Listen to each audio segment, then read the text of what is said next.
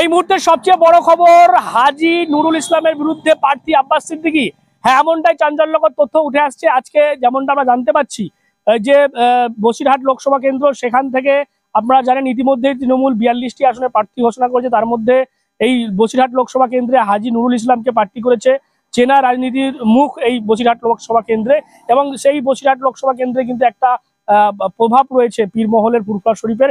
সেই কারণেই সেই লোকসভা কেন্দ্র থেকেই হাজী নুরুল ইসলামের বিরুদ্ধে প্রার্থী হোক আব্বাস সিদ্দিকী, সেটাই কিন্তু আইএসএফ এর একাংশ চাইছে। গতকালই আমরা দেখেছি অভিষেক বন্দ্যোপাধ্যায় জনসভা করেছে এবং সেখান থেকে তিনি হাজী নুরুল ইসলামকে 4 লক্ষ ভোটে জয়ী করার আহ্বান করেছে।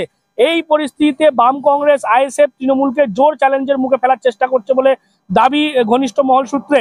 তাই সিপিএম চাইছে তাদের শরিক দল সিপিআই এর দখলে থাকা এই বসিরহাট আসনটি তাদের হাতে ছেড়ে সেটি জোট প্রার্থীকে ছেড়ে দেওয়া হোক। সেক্ষেত্রে কিন্তু নতুন সম্ভাবনার কথা শোনা যাচ্ছে। ভাঙড়ের আইএসএফ সূত্রের দাবি, বসিরহাট কেন্দ্রটি আইএসএফ এর হাতে ছেড়ে দেওয়ার দাবি তারা তুলেছে বাম এবং কংগ্রেসের জোটের কাছে।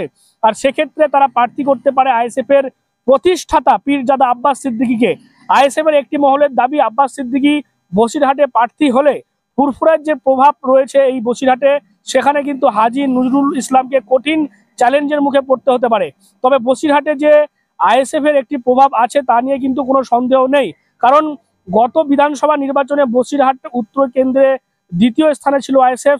2016 সালের সিপিআইএম বিধায়ক তৃণমূলকে যোগ দেওয়ার, তাকে কিন্তু 2021 সালের বিধানসভা যে প্রার্থী করা হয়েছিল তৃণমূল, তিনি মাত্র 57.56% ভোট পেলেও মরহুম পীর আল্লামা রুহুল আমিন পরিবারের সন্তান বাইজিদ আমিন 20.8% ভোট পেয়ে দ্বিতীয় স্থান অধিকার করেছিলেন এবং বিজেপি তৃতীয় হয়েছিল।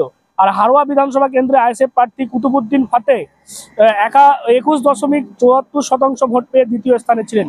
এমনকি সন্দেশখালী কেন্দ্রেও আইএসএফ এর প্রার্থী বরুণ মাহাতো 7% ভোট পেয়েছিলেন। সেই কারণেই কিন্তু দেখা যাচ্ছে যে এই লোকসভা কেন্দ্রে যথেষ্ট কিন্তু প্রভাব ফেলতে পারে আইএসএফ, এবং সেই কারণেই আইএসএফ এর একাংশ তারা চাইছে যাতে আব্বাস সিদ্দিকীকে, আইএসএফ এর প্রতিষ্ঠাতা, তাকে এই বসিরহাট লোকসভা কেন্দ্র থেকে প্রার্থী করুক দল। তবে এখনো পর্যন্ত অফিসিয়ালি কোনো সিদ্ধান্ত হয়নি। আজকে বিকাল 4:30 নাগাদ সাংবাদিক বৈঠক করে প্রথম পর্যায়ের প্রার্থী ঘোষণা করবে আইএসএফ। এবং যেমনটা আইএসএফ এর ভাঙড়ের যারা রয়েছেন একাংশ যেমনটা বলছে, যদি নওশাদ সিদ্দিকীকে বসিরহাটে প্রার্থী করে তাহলে কিন্তু তৃণমূল সেটাকে দাবি করতে পারে যে ভাঙড় ছেড়ে পালাচ্ছে নওশাদ।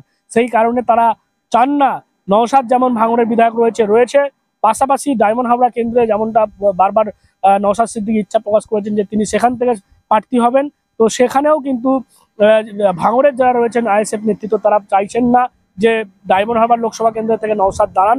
নওশাদ সিদ্দিকী যেমন ভাঙড়ের বিধায়ক হিসেবে রয়েছেন থাক, পাশাপাশি আইএসএফ এর প্রতিষ্ঠাতা আব্বাস সিদ্দিকীকে যাতে এই যে বসিরহাট লোকসভা কেন্দ্র সেখান থেকে যদি প্রার্থী করা হয় তাহলে ঠিক ভাঙড়ে যেমন কেল্লা ফাতে করেছিলেন নওশাদ সিদ্দিকী, আব্বাস সিদ্দিকীও কিন্তু এই সময়ে যেখানে প্রায় 46% মুসলিম ভোট, সেখানে দাঁড়িয়ে যদি কন্টেস্ট করেন তাহলে কিন্তু বসিরহাট লোকসভা কেন্দ্র থেকেও কেল্লা ফাতে করতে পারেন আব্বাস সিদ্দিকী, এমনটাই কিন্তু জানা যাচ্ছে। তবে এখনো এ বিষয়ে আব্বাস সিদ্দিকীর কোনো প্রতিক্রিয়া মেলেনি। আজকে প্রার্থী তালিকা ঘোষণা রয়েছে, সেই প্রার্থী তালিকায় এই চমক থাকে কিনা সেদিকেই নজর থাকবে আমাদের। কি বলবেন আপনারা এই বিষয় নিয়ে অবশ্যই কমেন্ট করেন, কমেন্ট বক্সে। এরকম আরো খবর নজর রাখবেন ডিএনএন বাংলা। ডিএনএন বাংলা সবার মনে, সবার ফোনে।